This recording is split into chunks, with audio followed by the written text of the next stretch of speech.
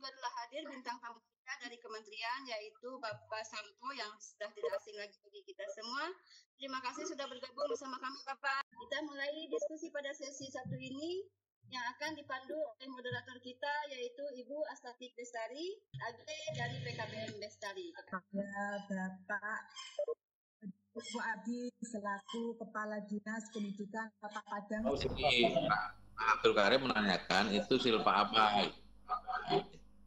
Jadi Pak Abdul Karim, kemarin kan semua dinas kan sudah memberikan non fisik BUP kesetaraan. Nah, tahun kemarin misalkan jatahnya 7 miliar, tapi hanya digunakan 4 miliar kayak Kota Padang itu, sehingga masih ada silpa 3 miliar.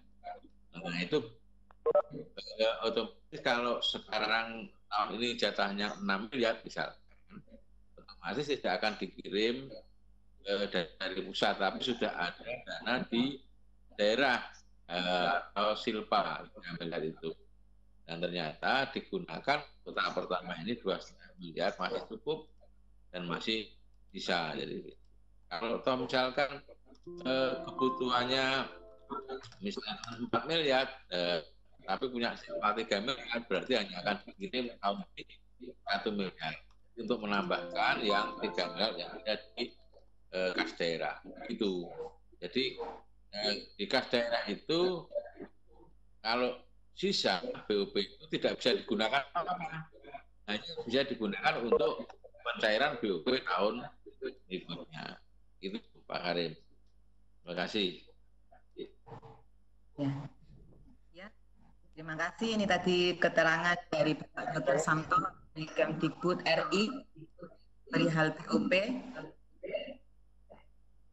Mungkin ada teman-teman lainnya atau Karim memberikan umpan balik.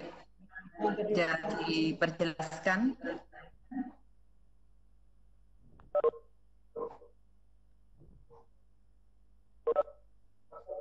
Yang terkirim tadi di tim taklim isi peristiwa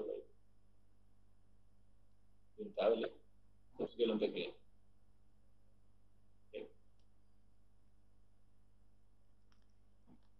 Oke. Ya, halo, assalamualaikum.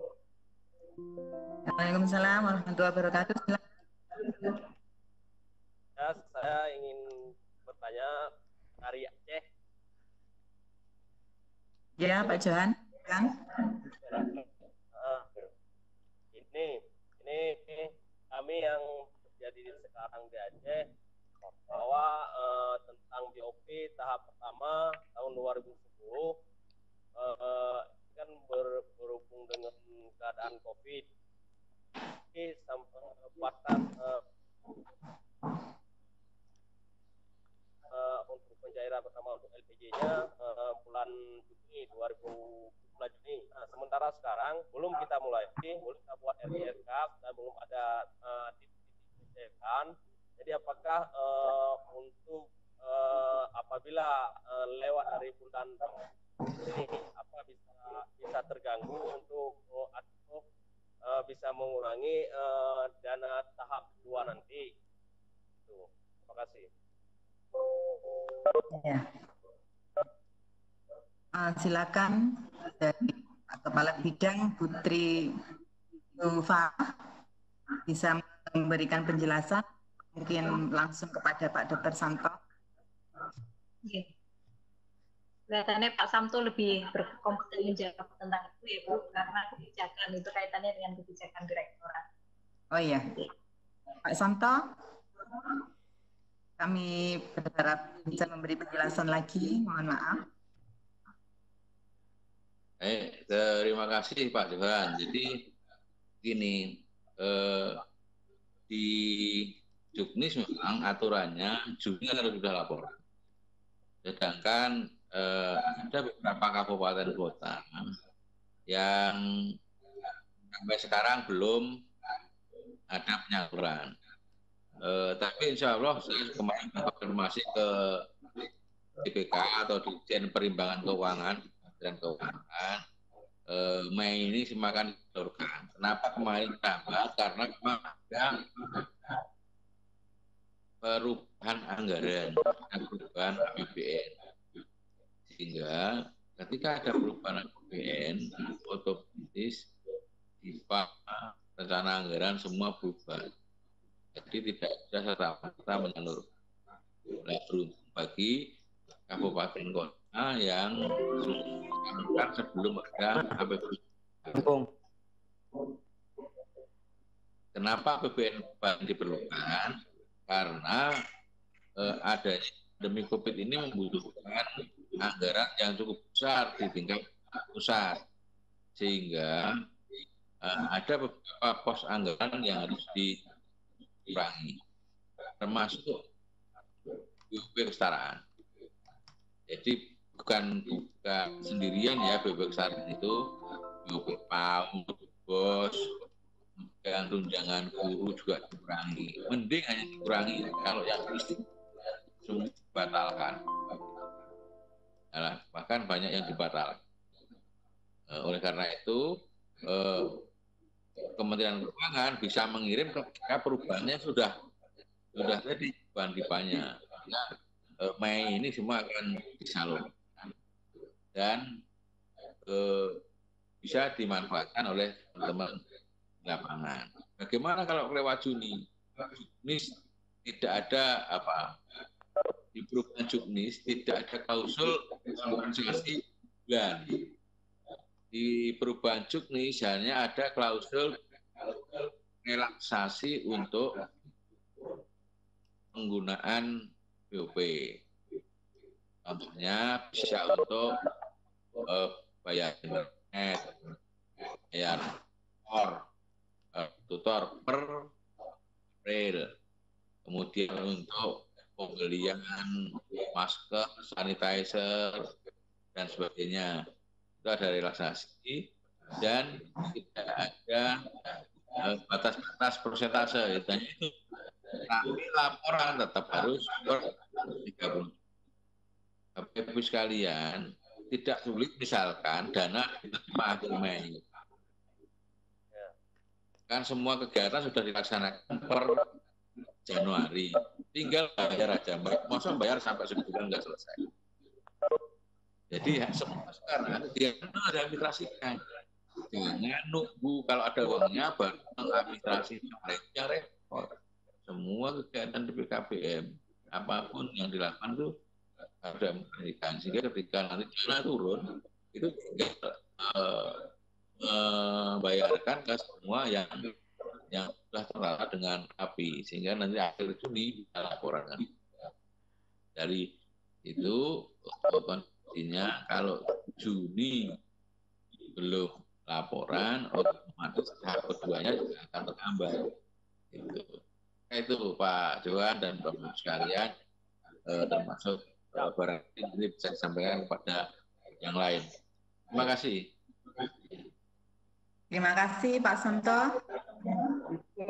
atas penjelasannya perihal perubahan bantuan karena ada pandemi COVID ini. Kepada teman yang lainnya silakan.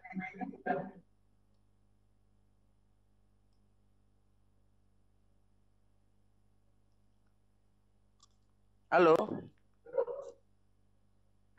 Mungkin dari penjelasannya Pak Asmi, silakan memberi tambahan penjelasan, ditambahkan bahan bantuan. Ada perbedaan kebijakan atau bagaimana?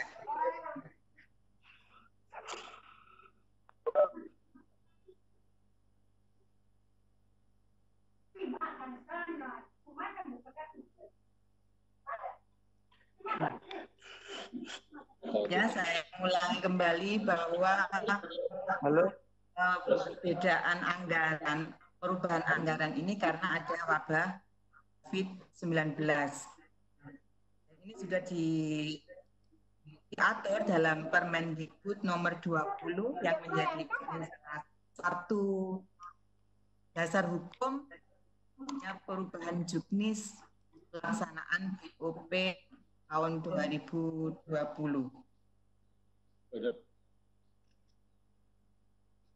Pak Azmi mungkin menambahkan pertanyaan dari Aceh tadi Samto dari Kemdikbud, mungkin di Dinas Pendidikan Bapak ada pesan lainnya?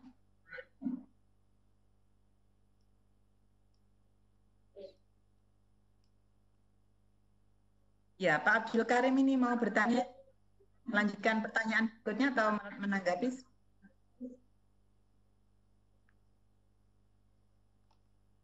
Ya, Bu Yeni, mungkin mikrofonnya masih, ini sepertinya kok angkat tangan. Halo. Halo. Ya, silakan Pak Abdul Karim. Oke, terima kasih. Assalamualaikum warahmatullahi wabarakatuh.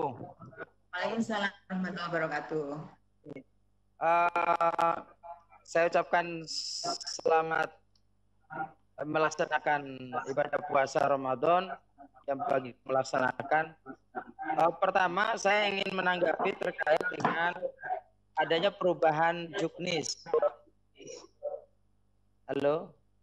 Ya, adanya lanjut ya.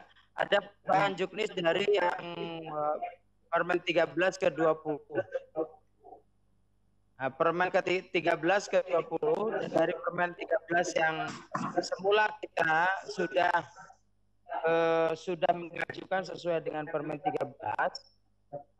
itu di situ tidak ada keterangan di dalam juknisnya, sehingga kami di tempat saya ini menggunakan keterangan sesuai dengan daftar kami sendiri, yang tidak jauh berbeda sebenarnya dengan keterangan yang ada di PAUD. Nah, kemudian persoalan muncul ketika proposal ini sudah masuk ke dinas dan sudah dilakukan verifikasi. Begitu ada wabah COVID ini, kemudian keluar Permen 20 tahun 2020-nya yang itu kemudian harus melakukan perubahan.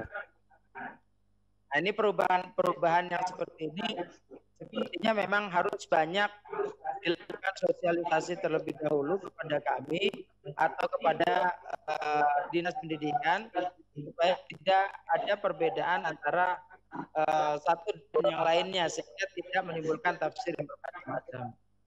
Kemudian yang kedua terkait dengan di juknis yang awal, juknis 13 itu tidak ada transport tutor. Yang ada adalah hanya untuk tambahan peningkatan kompetensi. Kemudian di juknis yang baru ini ternyata bisa dimunculkan dengan tambahan tidak hanya transport tapi juga bisa menggunakan honor. Nah, apakah ini pertanyaan? Apakah ini kedua-duanya bisa diberikan ataukah salah satunya? Itu pertanyaannya. Apakah transport bisa diberikan berbarengan dengan honor ataukah dengan salah satunya? Kemudian selanjutnya kaitan dengan perbedaan persepsi di masing-masing daerah atau di daerah saya terkait dengan apakah RKAS yang di Permen 13 itu dibuat serupa dengan RAB atau tidak. Ini kami butuh penjelasan supaya nanti di teman-teman di PPM khususnya di Cilegon ini tidak ada perbedaan. Sementara itu, kemudian kalau untuk yang terkait dengan implementasinya nanti pada saat sudah disalurkan, karena sampai saat ini mungkin yang ramai di grup PKBM dengar dari Sulawesi Tenggara kalau tidak salah itu katanya tanggal 4 ini sudah dicairkan. Sementara kami dari sini belum ada informasi apa-apa. Terima kasih ada perbedaan. Terima kasih, itu saja. Assalamualaikum warahmatullahi wabarakatuh. Waalaikumsalam warahmatullahi wabarakatuh. Kami persilakan untuk semua narasumber bisa memberikan tanggapan dari pertanyaan dan kita Pak Haji Abdul Karim. Pak Azmi, Bu Fakal, Santo, bisa diberikan pencerahan. Ya. Saya coba menanggapi tentang RKAS ya Ibu ya. Ya. Ini pertanyaan dari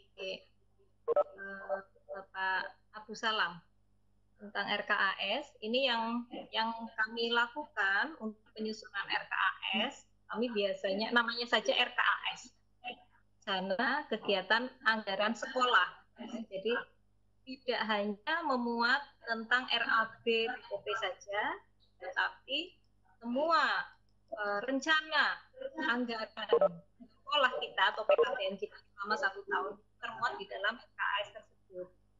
Dan pengeluaran untuk BOP itu tentunya harus masuk ke dalam RKAS tersebut. Jadi misalkan tahun ini kita akan menerima BOP sejumlah 100 juta misalkan. Itu pengeluaran apa saja yang ada di BOP itu sudah masuk ke dalam RKAS. Misalkan BOP-nya 100 juta, RKAS itu bisa lebih besar dari itu. Karena memuat semua biaya-biaya yang dikeluarkan oleh PKBM kita selama 1 tahun. Itu tanggapan saya Ibu tentang RKAS. Monggo yang lain, narasumber yang lain Pak dari Kepala Dinas. Ya silakan Pak Azmi. Ya, terima kasih. Memang terhadap 2 juknis ini ya, kita bisa pakai kedua-duanya. Pertama di juknis untuk Januari dan Februari sampai Maret itu masih bisa kita berikan transportasi. Tapi untuk dan di April, Mei dan Juni kita bisa berikan honor kepada mereka. Mungkin itu jawaban kami. Ya. Pak Santo mungkin memberi tambahan lagi. Terima kasih Pak Haji Karim. Jadi perubahan juknis ini memang di permasalahan COVID sehingga banyak kebutuhan yang perlu dicukupi dengan BOP. Sebetulnya surat edaran di nomor 4 tahun 2020 sebetulnya sudah diperkenankan itu menggunakan BOP untuk penanganan COVID. Tapi kan biasanya teman-teman tuh kalau nggak tulis di juknis pada nggak berani. Maka dibuatlah juknis perubahan tahun 2020 perubahan terhadap juknis nomor 13.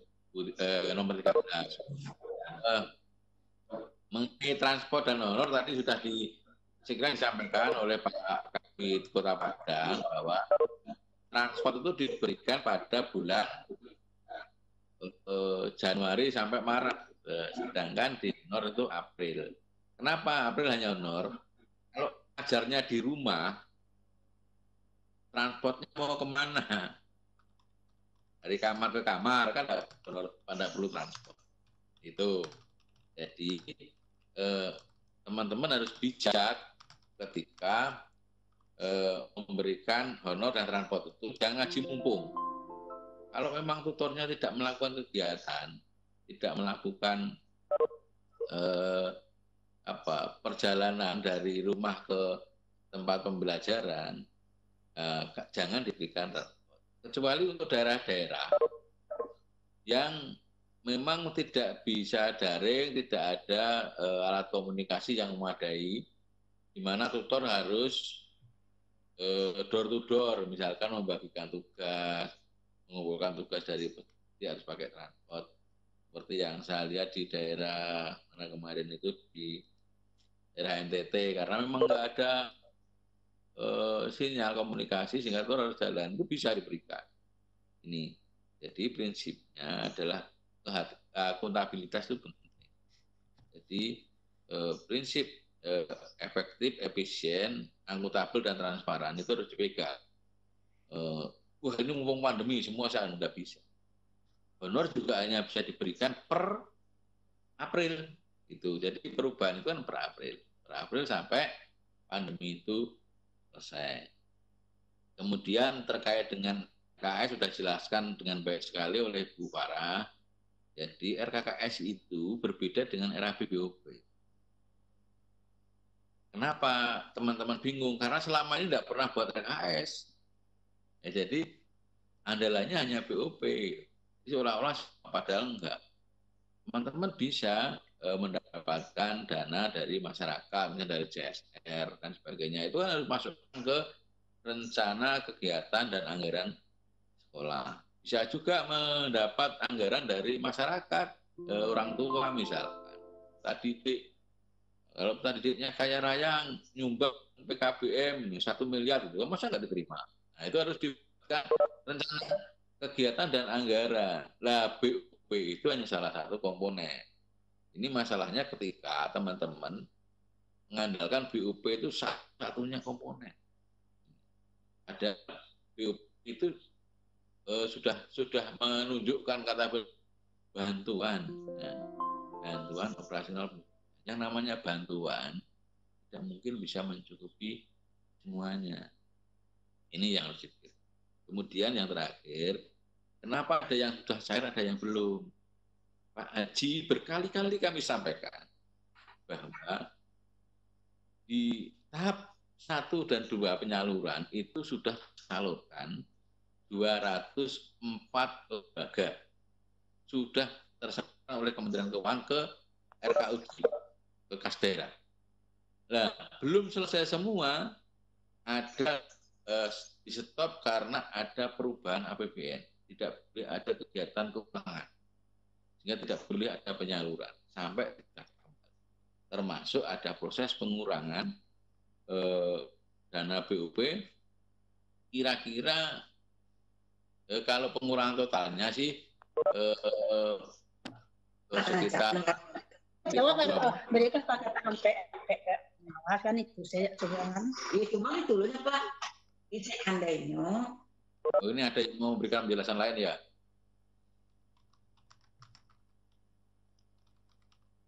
Halo? Halo?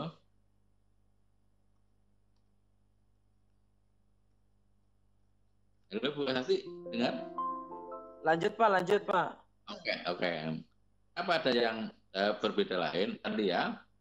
Jadi 204 sudah disalurkan oleh Kementerian Keuangan. 310 lainnya menunggu proses APBNP, proses penetapan APBNP. APBNP itu juga tidak mudah, tidak sekali tanda tangan selesai. Harus melalui kaji, ada Kepres, ada Permenq dan sebagainya. Permenq juga berkonsultasi kepada kita. Jadi waktu itu BOP kesetaraan dikurangi sekitar 280 miliar. Nah, sementara cadangan kita itu hanya 250. Jadi masih ada 30 miliar yang harus kita jatah ke kabupaten kota. Saya tawar hanya cadangannya saja. Dinas London di bawah atau tidak? Mohon maaf itu yang baru masuk langsung dimatikan mic-nya ya. Itu istrinya marah-marah.